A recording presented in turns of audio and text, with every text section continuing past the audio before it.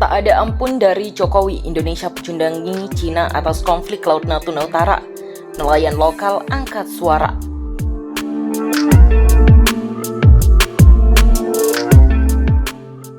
Militer Cina hingga saat ini masih bersih tegang dengan beberapa negara atas konflik Laut Cina Selatan. Meski Indonesia secara tegas membantah klaim Cina, namun militer Xi Jinping tak gentar mondar-mandir di perairan Natuna. Adapun ketegangan dengan Cina membuat Indonesia meningkatkan pertahanan di sekitar Kepulauan Natuna. Bagaimana langkah Indonesia dan Cina dalam sengketa Natuna? Dilansir dari CNA pada Kamis, tidak seperti sengketa Laut Cina Selatan lainnya atas kedaulatan. Cina secara terbuka hanya mengklaim hanya penangkapan ikan bersejarah di perairan Kepulauan Natuna. Dalam wawancara dengan seorang nelayan lokal bernama Indra, diketahui bahwa kekhawatiran terbesar mereka adalah kehadiran kapal Cina. Indra mengatakan resikonya sangat tinggi setiap kali nelayan Natuna melaut. Ombak bisa mencapai hingga 8 meter selama musim hujan dan dia ingat perahunya pernah hampir terbalik saat badai mengerikan. Tapi baginya laut adalah kehidupan. Saya suka berada di laut, kata pria berusia 40 tahun itu. Pada hari yang baik, ia dapat menangkap hingga 200 kg ikan. Beberapa di antaranya berakhir di meja makan di Singapura. Tapi ada kekhawatiran yang berkembang bertemu dengan kapal yang lebih besar seperti dari Cina, Thailand, dan Vietnam di daerah penangkapan ikan tradisionalnya di utara Kepulauan Natuna. Kapal mereka sangat besar, milik kita kecil. Suatu malam kapal kami berpapasan, mau tidak mau kami merasakan sangat cemas, kata ayah 4 anak itu kepada program Insight.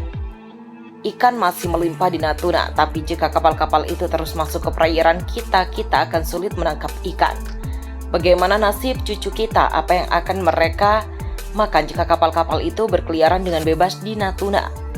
Indra telah menjadi nelayan sepanjang hidupnya. Daerah penangkapan ikan berpenduduk Pulau Natuna termasuk dalam zona ekonomi eksklusif atau ZEE 200 mil laut Indonesia. Tumpang tindih dengan 9 garis putus-putus Cina yang mengklaim sebesar Laut Cina Selatan. Klaim yang tumpang tindih ini telah menimbulkan ketegangan, meskipun pengadilan arbitris permanen pada tahun 2016 menemukan 9 garis putus-putus tidak memiliki dasar hukum dalam sebuah kasus yang dibawa oleh Filipina.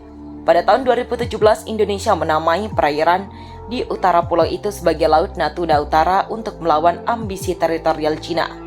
Dan meskipun Indonesia bukan penuntut dalam sengketa Laut Cina Selatan, antaranya Indonesia dengan cepat mengeraskan Natuna dengan instalasi militer, kata Ridwan Rahmat, analis pertahanan utama di penerbit militer Janes, termasuk fasilitas pembangunan kapal selam dermaga yang dapat menampung kapal perang yang lebih besar seperti kapal serbu amfibi dan frigat, dan pangkalan untuk pesawat militer seperti helikopter Apache dan Sukhoi. Selama 5 tahun terakhir, saya belum pernah melihat pulau di Asia Tenggara yang demilitarisasi secara cepat di Kepulauan Natuna, kata Rizwan. Ini adalah tanggapan Indonesia terhadap pengerahan aset besar, aset militer, dan penjaga pantai Cina ke perairan yang diklaim oleh Jakarta sebagai bagian dari ZII-nya.